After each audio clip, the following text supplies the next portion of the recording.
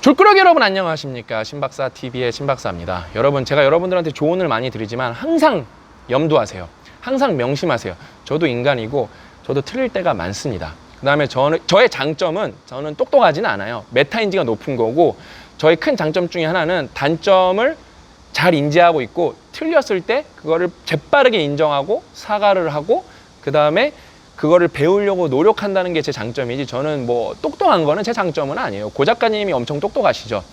그러니까 아무튼 제가 첫 번째로 틀린 거, 제가 제 친구들한테 죄를 크게 지은 게 있어요.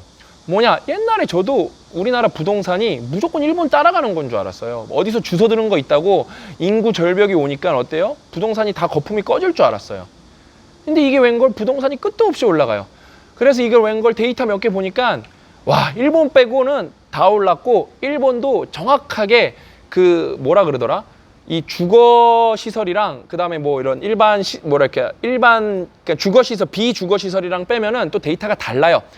그런 거 봐보니까, 예를 들어 일본이란 나라가 아닌 걸 보면은 모든 나라가 인구가, 여러분, 출산율이 2가 넘는 나라는 선진국은 몇 군데 없어요. 제가 알기로 다 인구는 줄고 있고 다 고령화 되고 있는데, 모든 나라가 전반적으로 집값이 올라가고 우리나라는 구매력이 충분한 거고, 결정적으로 뭐였다, 이거는 요즘 얘기는 아니에요. 여러분, 제 얘기, 이 부동산 얘기는 제 얘기는 아예 듣지도 마세요. 전 전문가가 아니고 홍춘욱 박사님 이런 분 말 들으세요. 근데 결정적으로 뭐가 착각이었냐면은, 사람들은 구매력이 충분한데 서울에서 직장은 다 서울이랑 경기도에 몰려 있고 새 아파트에 들어가고 싶은데 노후화가 너무 많이 되는데 새로운 아파트 공급은 수요보다 훨씬 적었던 거예요. 저는 이런 것도 모르고 그냥 요만큼 아는 걸로 친구들한테, 야, 거품이야, 다 붕괴돼. 그래서 친구들 아파트 못 사게 했는데, 몇몇 제 똑똑한 친구들은 제가 개소리를 한 걸 알고 아파트를 사서 그 쌀 때 아파트를 샀고, 저는 최고 비쌀 때 샀죠. 저는 이제 근데 후회는 없습니다. 왜? 실거주 목적이고 이걸 투자 목적으로 상관이 없기 때문에 이게 떨어지든 말든 신경을 안 써요. 저는 여전히 여러분 갚아야 될 대출이 이만큼이나 있고 대출 난민이지만 저는 그걸 신경이 안 씁니다. 저는 이거를 충분히 벌 수 있다고 확신이 섰고, 그다음에 이 동네에 전 판교에 뼈를 묻을 거기 때문에 판교에 집을 산 거예요. 두 번째로 틀린 거, 4차 산업혁명. 저 4차 산업혁명 얘기 나왔을 때 생산성은 여전히 증가하지만 그 증감률이 둔화되기 때문에 고 작가님이 이거 개소리라 그랬어요. 근데 이게 웬걸? 인공지능이랑 뭐 블록체인 이런 게 진짜 세상 다 바꿀 것 같은 거예요. 공부하고 나니까 이게 큰일 난 거예요. 일반적으로 생산성에 우리가 생각하지 못한 게 많이 포함될 수도 있는 거예요. 무료 보완제 같은 것들이. 예? 그래서 그 다음에 이 인공지능이랑 시스템은 개념 자체가 다른 거예요. 이 시스템이 부가가치를 내지만 이 시스템 자체는 어때요? 소비를 하지 않아요. 인공지능이잖아요. 예전에는 항상 어떤 뭐 이렇게 동력이 나와든 뭐 어떤 혁명이 일어나든 인간이 꼭 인볼브가 됐는데, 인공지능은 그 시스템을 개발한 후에 인공지능이 혼자 작동을 해요. 거기서 부가가치는 어마무시하게 나오는데 그 시스템은 소비를 하지 않아요. 그러니까 이런 개념은 완전 다른 차원의 개념이기 때문에 저랑 고 작가님이랑 이거를 막 사람들한테 글도 쓰고 그랬어요. 4차 산업혁명이고 사기꾼 새끼들이라고. 근데 어때요? 엄청 반성하고 우리가 잘못됐었고, 어때요? 그래서 공부를 열심히 해갖고 저는 인공지능 회사를 차렸고 IT 솔루션 회사를 차렸고, 저희는 스피치 투 텍스트라는 인공지능 기술이 있고, 저희는 그 다음에 IT 솔루션이지 뭐냐면은 컨설팅을 할 때 그냥 가서 말로만 나불나불 대는 게 아니라 앱을 만들거나 이런 어떤 시스템을 만들어서 그 조직원들이 그걸 쓰게 하면서 몇 달간 모니터링을 하는 거예요. 그러면서 이 조직은 시스템이 이렇다 할 때, 그때 그 솔루션을 할 때도 그 선택에 관련해서 인공지능이 있거든요. 그게 말이 좀 어려워서 제가 까먹었는데, 이론은 이런 거예요. 이런 그 데칼코마니 같은 거예요. 이렇게 라면 산 사람은 다음에 계란을 산다.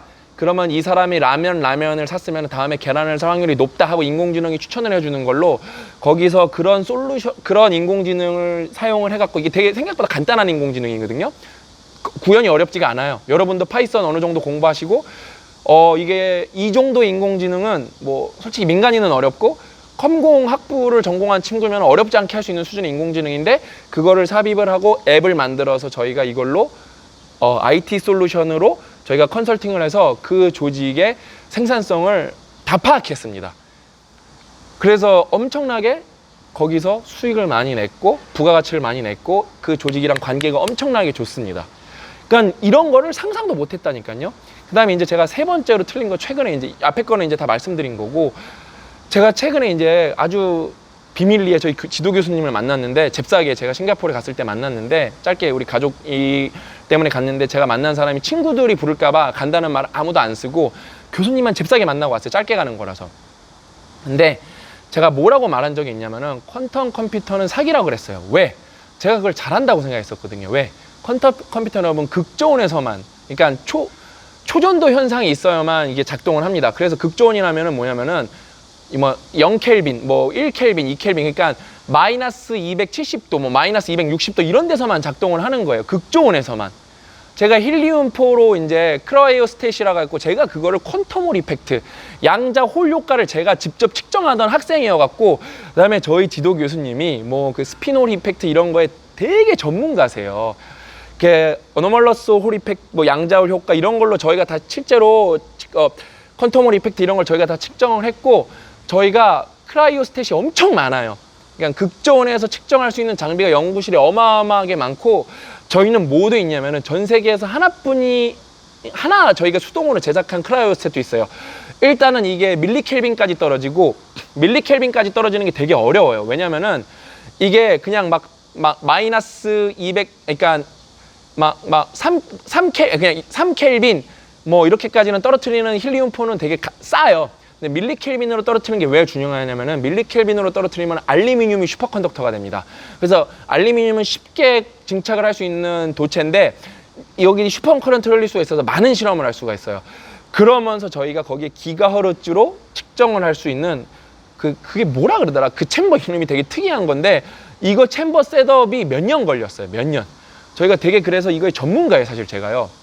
그래서 저는 퀀텀 컴퓨팅이 이게 양산이 안 되는데, 이게 극저온이 이게 실험실에서만 가능하지 개소리하고 자빠졌는데, 제가 이런 거를 막 말하고 다녔어요. 사기라고.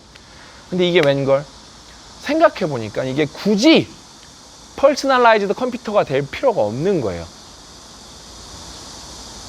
이게 서버 컴퓨터만 돼도 되는 거고, 그 다음에 슈퍼컴퓨터보다 이게 생각보다 전력 소모가 더 적어요. 극저온으로 했을 때. 그래서 저희 지도 교수님 만나서 요번에 4시간 얘기하면서 슈퍼컴퓨터 얘기밖에 안 했어요. 그러면서 제가 이거를 빡독 X 때 관련 얘기를 해드릴 거예요. 와, 이걸 내가 완전히 개소리를 하고 다녔구나. 그래서 제가 요즘에 퀀텀 컴퓨터 책밖에 안 읽습니다. 와, 신세계가 저한테 열렸어요. 그래서 제가 다음 빡독 X 때 이 퀀텀 컴퓨터 공부한 얘기를 여러분이랑 저는 이제 요거 그러니까 저는 그 소자를 만드는 거에 전문가지, 그 퀀텀 컴퓨터 알고리즘은 하나도 몰라요. 그래서 교양서를 보고 있어요. 와, 그래서 이 양자 어닐링 효과 이런 걸 하나도 몰랐어요. 그 다음에 이 퀀텀 컴퓨터가, 저는 홀 이펙트 이런 거랑 이제 이런 것만 알았지, 이 양자 컴퓨터가 어디에 쓰이는지도 모르면서 양자 컴퓨터는 사기라고 말하고 입만 나불거리고, 이게 상용화가 된지도 몰랐어요, 심지어. 그러면서 사기라고 불과 몇 달 전까지 말하고 다녔어요. 미친놈이죠. 반성합니다, 여러분. 진심으로 반성을 하고, 와, 근데 이게 되게 중요한 일인데, 그래서 제가 이거는 빡독 X 때 여러분이랑 얘기하고, 이거는 제가 아직 잘 모르기 때문에 공부 더 많이 하고 관련 전공자 박사님이랑 교수님이랑 얘기를 좀 많이 나눠야 될 것 같아요. 그래서 제가 이게 소자는 조금 아는데, 이거는 회로래. 알고리즘 쪽 이 관련자분, 전공자분들이랑 많이 얘기를 할 예정입니다.